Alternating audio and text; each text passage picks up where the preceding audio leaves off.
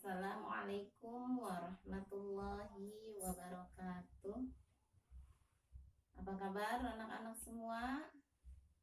Semoga kita semua dalam keadaan sehat. Alhamdulillah, luar biasa, tetap semangat. Allahu Akbar.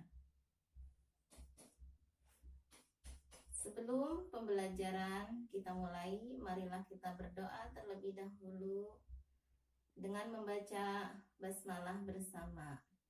Bismillahirrahmanirrahim. Semoga Allah Subhanahu wa Ta'ala senantiasa memberikan kemudahan pada pembelajaran kita kali ini, dan Allah memberikan lindungan kepada kita semua dari pandemi COVID-19 ini. Amin. Allahumma amin. Ibu harap walaupun kalian tetap belajar di rumah, tidak mengurangi semangat kalian dalam belajar. Oke? Pada pembelajaran sebelumnya, kita sudah belajar membaca, menghafal, dan menulis Al-Quran Surat At-Tin ayat 1 sampai 8. Kalian sudah hafal semua kan? Surat At-Tin ayat 1 sampai 8. Nah, pada pembelajaran kali ini, Ibu akan membahas makna kandungan Quran Surat At-Tin ayat 1 sampai 8. Makna kandungan Surat At-Tin ayat 1 sampai 8.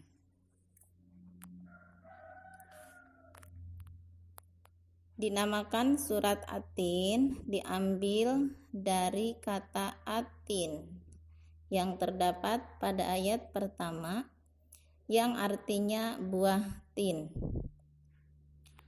Surat At-Tin adalah surat ke-95 dalam Al-Quran yang berjumlah 8 ayat dan termasuk golongan surat yang turun di Mekah atau disebut juga surat Makkiyah. Ayat pertama, Wattini wa zaitun, demi buah tin dan buah zaitun. Tin adalah buah yang enak dan lembut serta cepat dicerna.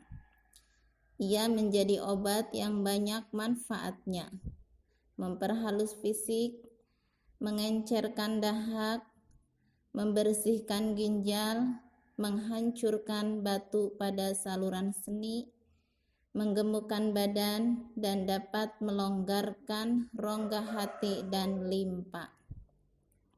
Zaitun adalah buah yang memiliki keistimewaan karena kandungan minyaknya yang berlimpah, sehingga dapat dipergunakan di daerah yang kurang memiliki minyak.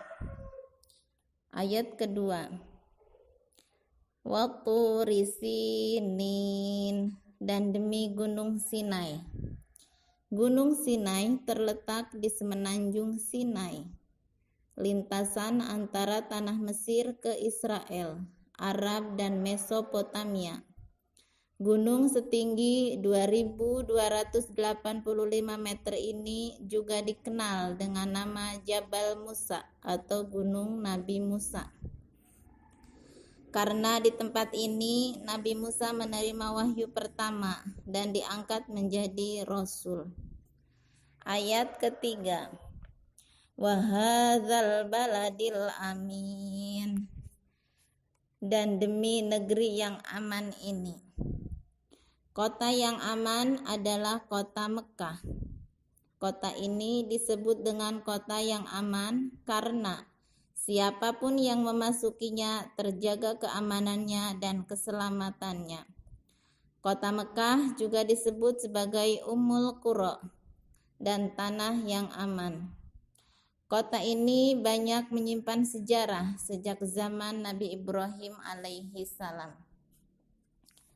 Ayat keempat, Laqad khalaqnal insana fi ahsani taqwim. Sesungguhnya kami telah menciptakan manusia dalam bentuk yang sebaik-baiknya. Allah Subhanahu wa Ta'ala menjadikan manusia dalam sebaik-baik bentuk. Proses kejadian manusia tidak sama dengan kejadian makhluk-makhluk lain. Manusia memiliki akal, jasmani, rohani, dan nafsu. Manusia mampu menjaga keseimbangan yang dimilikinya agar supaya menjadi mulia. Apabila manusia mengutamakan nafsunya, maka ia akan turun derajatnya seperti hewan.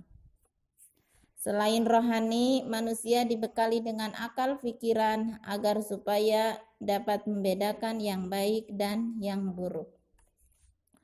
Ayat kelima. Tsumma radadnahu asfala safilin. Kemudian kami mengembalikannya ke tingkat yang serendah-rendahnya.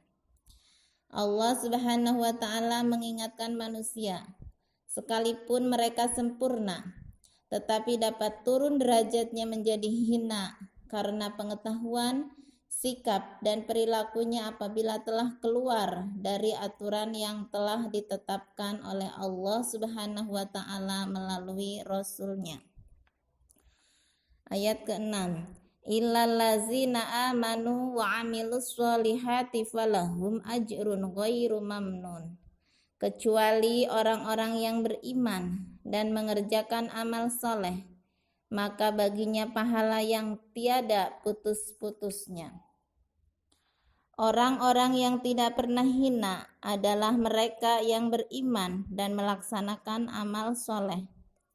Orang yang demikian itu akan selamat dari kehinaan dunia dan akhirat. Ayat ke-7. Fama yukazzibuka ba'du biddin. Maka apakah yang membuatmu mendustakan hari pembalasan sesudah itu? Pada hari kiamat nanti ada hari pembalasan terhadap perbuatan manusia yang baik dan buruk. Manusia seharusnya tidak meragukan adanya hari pembalasan, karena Allah Subhanahu wa Ta'ala sudah menunjukkan bukti-buktinya. Allah Subhanahu wa Ta'ala memberikan akal kepada manusia untuk berpikir tentang ciptaannya dan hati untuk merasakan iman. Ayat ke-8.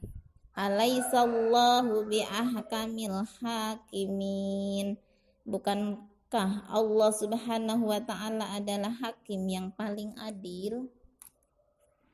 Allah Subhanahu wa Ta'ala adalah yang maha mengetahui, sebagus-bagus pencipta dan pengatur segala urusan.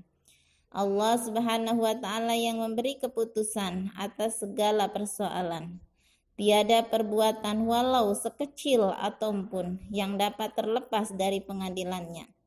Pengadilan Allah Subhanahu wa Ta'ala adalah sebaik-baik pembuktian. Ya, anak-anak, dapat kita simpulkan makna kandungan Quran surat At-Tin ayat 1-8, yaitu demi buah tin dan buah zaitun, demi gunung Sinai, dan demi kota yang aman. Sesungguhnya Allah Subhanahu wa Ta'ala telah menciptakan manusia dalam bentuk yang sebaik-baiknya. Karena apa? Manusia itu dibekali akal, pikiran, jasmani, rohani, serta nafsu yang sempurna dibanding dengan makhluk-makhluk yang lainnya. Namun pada ayat berikutnya Allah menjelaskan lagi, Allah akan mengembalikan manusia ke tingkat yang serendah-rendahnya, kecuali orang-orang yang beriman dan beramal soleh, maka baginya pahala yang tiada putus-putusnya.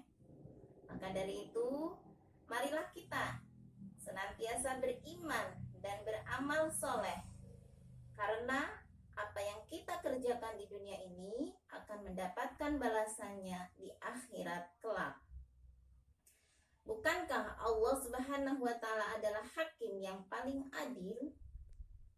Allah Allah akan memberikan balasan atas apa yang kita kerjakan di dunia, walaupun amal sebesar biji zarah pun akan dapat balasannya.